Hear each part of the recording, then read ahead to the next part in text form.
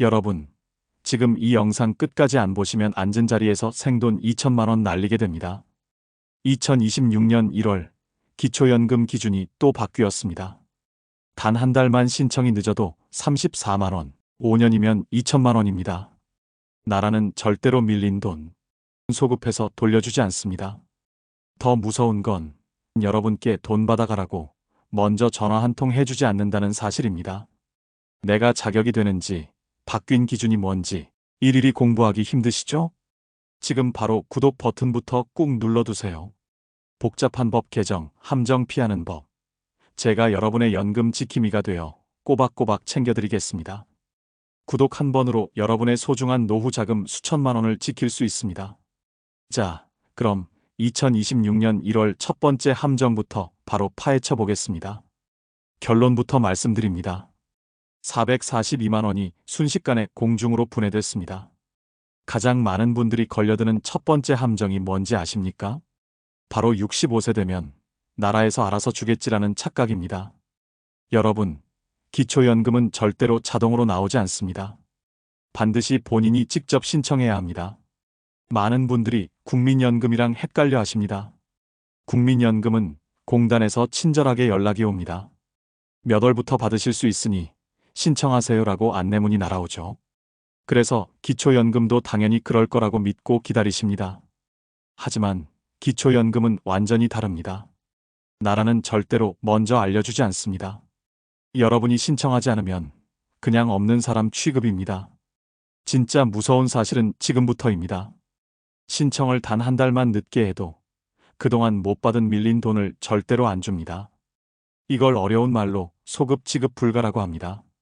쉽게 말해서 지나간 건 지난 거고 신청한 달부터만 주겠다는 뜻입니다. 실제 사례를 하나 보시겠습니다. 경기도 수원에 사시는 김정만 님 이야기입니다. 김정만 님은 2025년 3월에 65세가 되셨습니다.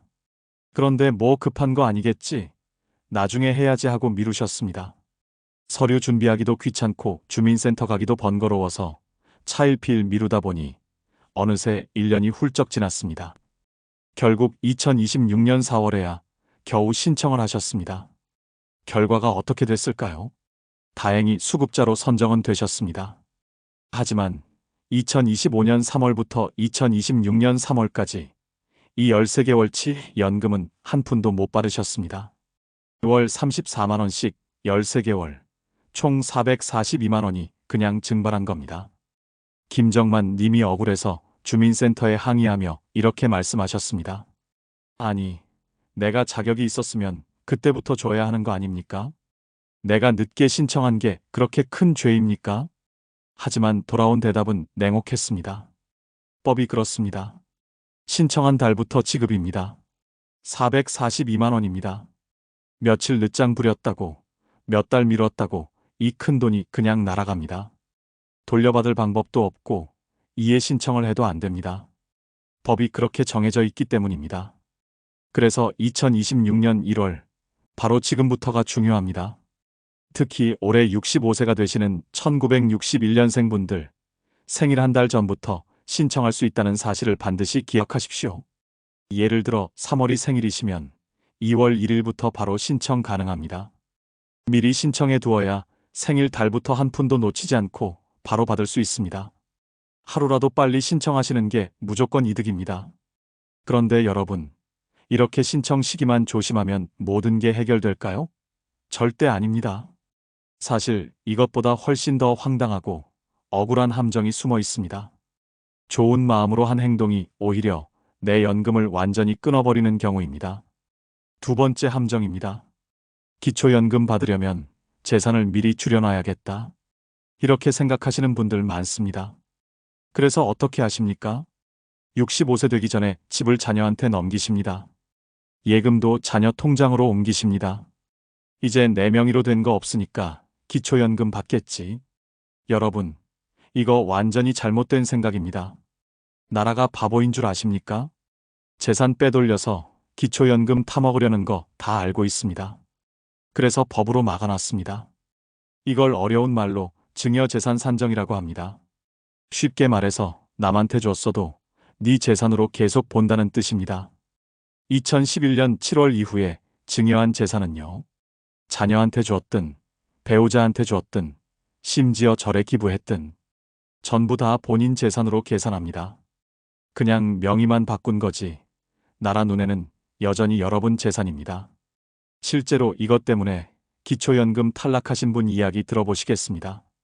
서울 강서구에 사시는 박명환님 사례입니다. 박명환님은 2024년에 65세가 되셨습니다. 기초연금 받으시려고 미리 준비를 하셨습니다. 본인 명의 아파트가 하나 있었는데요. 공시가격 4억짜리였습니다. 이 집 때문에 기초연금 못 받겠구나. 그래서 2023년에 아들한테 아파트를 증여하셨습니다. 증여세도 내고 등기도 다 넘기고 깔끔하게 정리했습니다. 이제 4명의 재산 없으니까 기초연금 받겠지. 2024년에 당당하게 신청하셨습니다. 결과가 어떻게 됐을까요? 탈락입니다. 왜요? 나라에서는 그 아파트를 여전히 박명환님 재산으로 봤습니다. 아들한테 넘겼어도 소용없습니다. 증여세 냈어도 소용없습니다. 공시가격 4억 그대로 박명환님 소득인정액에 들어갔습니다. 박명환님이 뭐라고 하셨는지 아십니까? 아니, 내 집 아니잖아요. 등기도 아들 이름인데요. 세금까지 다 냈는데 왜 내 재산입니까? 하지만 나라의 대답은 냉혹했습니다. 법이 그렇습니다. 박명환님은 증여세로 수천만 원 내시고요. 아파트도 잃으시고요. 기초연금도 못 받으셨습니다. 삼중으로 손해를 보신 겁니다. 좋은 마음으로 자녀한테 집 물려주시려다가 오히려 본인이 죄인 취급을 받게 된 겁니다. 여러분, 이게 말이 됩니까? 그런데 이게 끝이 아닙니다. 증여한 재산이 언제까지 본인 재산으로 잡히는지 아십니까? 자연적 소비금액이라는 게 있습니다. 매달 일정 금액씩 생활비로 쓴 걸로 인정해서 깎아줍니다. 2026년 기준 단독 가구는 월 약 250만 원씩 깎입니다. 4억짜리 집을 증여했다면요. 이 재산이 완전히 빠지려면 160개월이 걸립니다. 13년입니다. 65세에 증여하셨으면 78세가 되어야 재산에서 빠진다는 겁니다. 그때까지 기초연금 못 받으시는 겁니다. 13년 동안 월 34만 원씩 못 받으면요. 5,300만 원이 넘습니다. 증여해서 얻은 게 뭡니까? 증여세만 날리고 기초연금만 못 받고. 여러분, 재산 함부로 건드리시면 안 됩니다. 그런데 사실 이것보다 더 황당한 게 있습니다. 끝까지 들으셔야 합니다.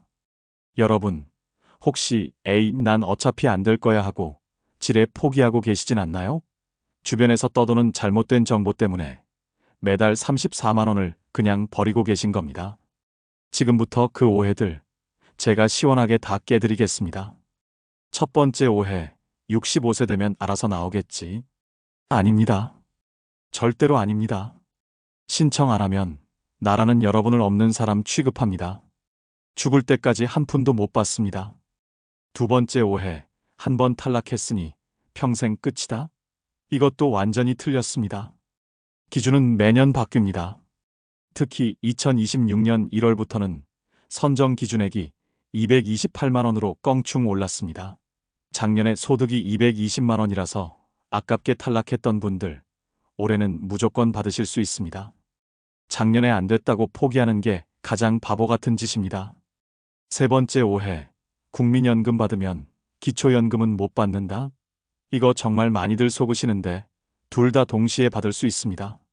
국민연금을 많이 받으면 기초연금이 조금 깎일 수는 있어도 아예 안 나오는 건 아닙니다. 국민연금 80만 원 넘게 받아도 기초연금 챙기시는 분들 정말 많습니다. 난 국민연금 나오니까 안 되겠지. 이 생각부터 당장 버리셔야 합니다. 네 번째 오해, 집 한 채 있으면 무조건 탈락이다? 아닙니다. 기초연금은 집값이 아니라 공시가격으로 계산합니다. 시세가 8억이어도 공시가격은 5억일 수 있고 대도시에 사신다면 여기서 1억 3,500만 원을 또 빼줍니다. 집 있다고 지레 겁먹고 신청조차 안 하는 분들 보면 정말 안타깝습니다. 다섯 번째 오해, 이게 제일 중요합니다. 자식이 돈 잘 벌면 나는 못 받는다? 아닙니다. 이제 자식 소득이나 재산은 하나도 안 봅니다. 아들이 대기업 다니고 딸이 의사여도 상관없습니다. 오직 여러분과 배우자의 재산만 봅니다. 자식한테 미안해서 혹은 자식 때문에 안 될까봐 걱정하실 필요 전혀 없습니다. 여러분, 방금 말씀드린 이 5가지 오해 때문에 매달 34만 원, 1년이면 400만 원 넘는 돈을 그냥 길바닥에 버리는 분들이 지금 이 순간에도 넘쳐납니다. 남의 일 같으신가요? 아닙니다. 실제로 이런 오해 때문에 평생 받을 수 있었던 수천만 원을 날려버린 기막힌 사례들이 있습니다. 집중하셔야 합니다. 실제로 있었던 일들입니다. 첫 번째는 며칠 늦장 부렸다가 34만 원 날린 사례입니다. 인천에 사시는 이장호님은 1960년 1월생이십니다. 2025년 1월에 65세가 되셨습니다. 그런데 1월에 바빠서 신청을 못 하셨습니다. 설 연휴도 있고 이것저것 하다 보니까 미뤄졌습니다. 2월 말에야 신청하셨습니다. 결과요? 2월에 신청했으니까 2월부터 지급입니다. 1월치 34만 원은 영원히 못 받게 됐습니다. 고작 한 달 늦었을 뿐인데 34만 원이 날아갔습니다. 이장호님이 그러셨습니다. 한 달만 빨리 움직일걸. 34만 원이면 쌀이 몇 포대인데. 두 번째는 효도하려다 부정수급자 취급받을 뻔한 사례입니다. 대구에 사시는 최순애님 이야기입니다. 최순애님은 기초연금 받고 계셨습니다. 그런데 자녀분이 효도한다고 고급 승용차를 선물했습니다. BMW 5 시리즈, 차량가액 5천만 원짜리였습니다. 최순애님 입장에서는 좋은 선물이었습니다. 그런데 나라 입장에서는 달랐습니다. 4천만 원 이상 고급 자동차는 전액 재산으로 잡힙니다. 일반 재산처럼 환산하는 게 아니라 그냥 통째로 소득인정액에 더합니다. 결과적으로 소득인정액이 기준을 훌쩍 넘어버렸습니다. 기초연금이 끊겼습니다. 최순애님은 자녀한테 화를 낼 수도 없고 억울해서 눈물만 나셨다고 합니다. 자식이 효도한다고 한 건데 이게 왜 죄가 됩니까? 세 번째는 평생 자격이 안 되는 줄 알고 5년간 신청 안 한 사례입니다. 부산에 사시는 정혜수님 이야기입니다. 정혜수님은 2020년에 65세가 되셨습니다. 신청해 보셨는데 탈락하셨습니다. 그때 소득인정액이 기준을 약간 넘었거든요. 정혜수님은 생각하셨습니다. 아, 나는 안 되는구나. 이제 포기해야지. 그리고 5년 동안 다시 신청을 안 하셨습니다. 그런데 2025년에 우연히 이웃 어르신한테 들으셨습니다. 나 작년에 탈락했는데 올해 다시 신청했더니 됐어. 정혜수님도 다시 신청하셨습니다. 되셨습니다. 선정 기준액이 매년 올라서 이제는 자격이 되셨던 겁니다. 정혜수님이 뭐라고 하셨는지 아십니까? 5년 동안 받을 수 있었던 거 아니에요? 아무도 안 알려줬어요. 2천만 원을 날렸네요. 매달 34만 원씩 5년이면 2천만 원이 넘습니다. 몰라서 못 받으신 겁니다. 네 번째는 국민연금 받으니까 포기했다가 손해본 사례입니다. 광주에 사시는 한영수님 이야기입니다. 한영수님은 국민연금을 월 85만 원 받고 계셨습니다. 그래서 당연히 기초연금은 안 될 거라고 생각하셨습니다. 국민연금 받는 사람은 기초연금 못 받는다던데 주변에서 그렇게 들으셨대요. 그래서 3년 동안 신청을 안 하셨습니다. 그러다 2025년에 TV에서 기초연금 관련 뉴스를 보셨습니다. 국민연금 받아도 기초연금 받을 수 있다. 깜짝 놀라서 바로 신청하셨습니다. 되셨습니다. 국민연금 연계 감액이 적용돼서 월 22만 원 정도 받으시게 됐습니다. 한영수님이 그러셨습니다.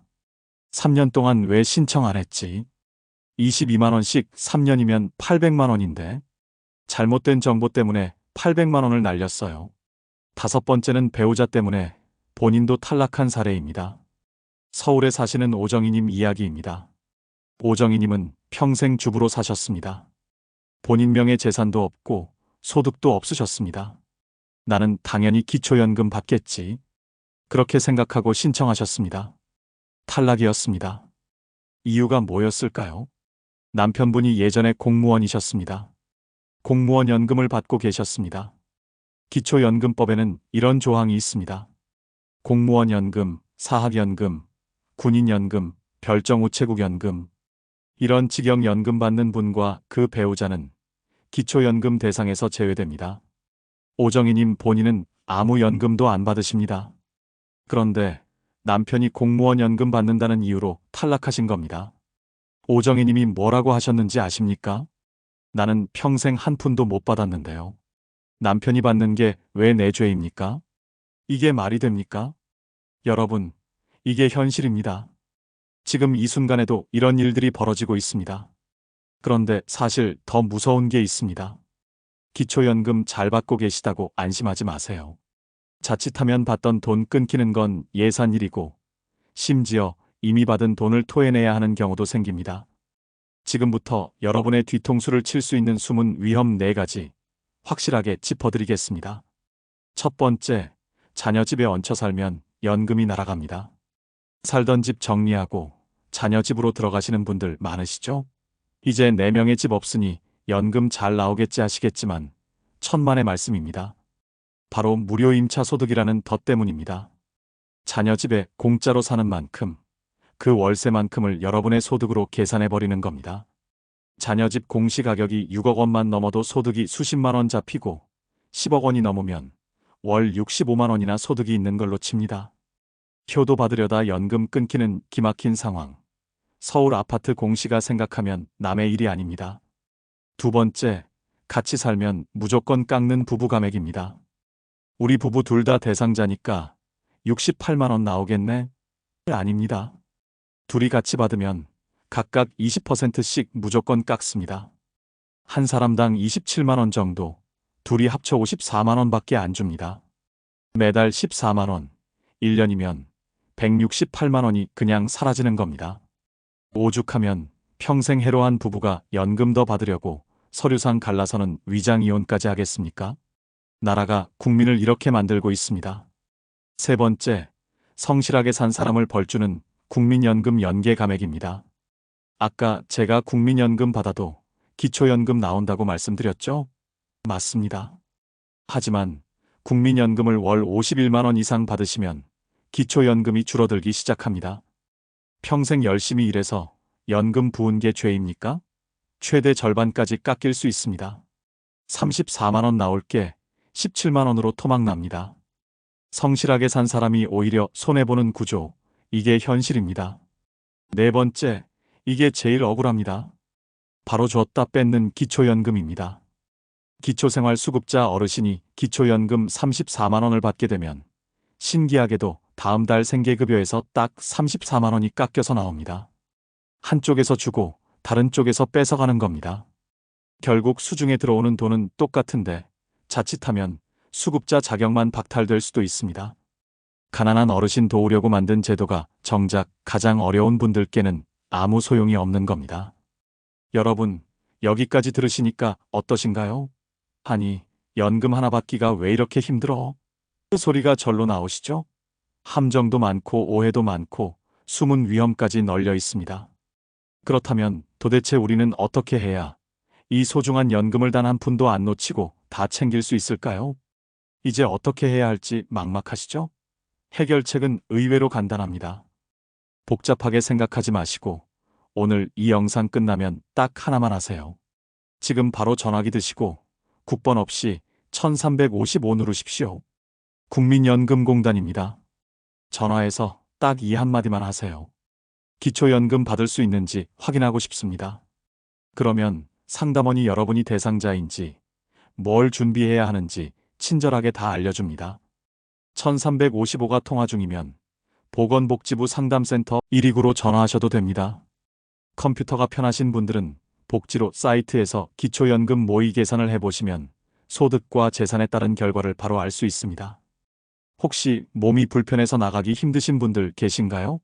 1355에 전화해서 찾아뵙는 서비스 신청합니다라고 하세요. 직원이 여러분 집까지 직접 찾아와서 신청서까지 대신 써드립니다. 신청하러 가실 때 딱 2가지만 먼저 챙기세요. 신분증과 통장 사본입니다. 나머지는 주민센터나 공단에 가서 작성하셔도 충분합니다. 전세나 월세 사시는 분들은 임대차 계약서 챙기시고요. 자녀 집에 사시는 분들은 사용대차 확인서가 필요할 수 있는데 이것도 가서 물어보시면 다 안내해 줍니다. 일단 신분증이랑 통장만 들고 가세요. 나머지는 거기서 다 해결해 줍니다. 여기서 오늘 내용 중 가장 중요한 핵심 비법 하나 알려드립니다. 만약 신청했는데 안타깝게 탈락하셨다면 절대 그냥 돌아오지 마세요. 반드시 수급희망 이력관리 신청해 주세요 라고 말하셔야 합니다. 이게 뭐냐면요. 한번 신청해두면 앞으로 5년 동안 나라에서 여러분의 정보를 관리해주는 서비스입니다. 기준이 바뀌거나 여러분의 재산 상황이 변해서 연금을 받을 수 있게 되면 나라에서 먼저 전화를 해줍니다. 어르신, 이제 받으실 수 있으니 다시 신청하세요 라고 말이죠. 탈락하더라도 이 이력 관리만 신청해두면 5년간은 든든한 보험을 드는 셈입니다. 그리고 기초연금 받게 되시면 주민센터 간 김에 꼭 물어보세요. 내가 받을 수 있는 다른 혜택은 없나요? 장기요양보험, 주거급여, 건강보험료 감면 등 기초연금 대상자라면 함께 누릴 수 있는 혜택이 정말 많습니다. 특히 복지 멤버십에 가입해 두시면 나중에라도 받을 수 있는 혜택이 생길 때마다 나라에서 알아서 문자를 보내줍니다. 오늘 말씀드린 내용, 머릿속에 딱 3가지만 남기세요. 첫째, 기초연금은 자동이 아닙니다. 무조건 직접 신청해야 합니다. 둘째, 늦게 신청하면 밀린 돈 안 줍니다. 1961년생 분들은 생일 한 달 전부터 바로 움직이세요. 셋째, 탈락해도 이력관리 신청으로 다음 기회를 꼭 잡으세요. 기초연금은 나라가 주는 용돈이 아닙니다. 여러분이 평생 성실하게 세금 내고 이 나라를 키워온 것에 대한 당연한 보상이자 권리입니다. 받을 수 있는데 몰라서 못 받으면 여러분만 손해입니다. 오늘 영상 끝나면 미루지 말고 바로 1355 전화하십시오. 단 5분의 통화가 여러분 노후의 수천만 원을 결정합니다. 주변에 65세 가까운 친구나 지인분들 계시죠?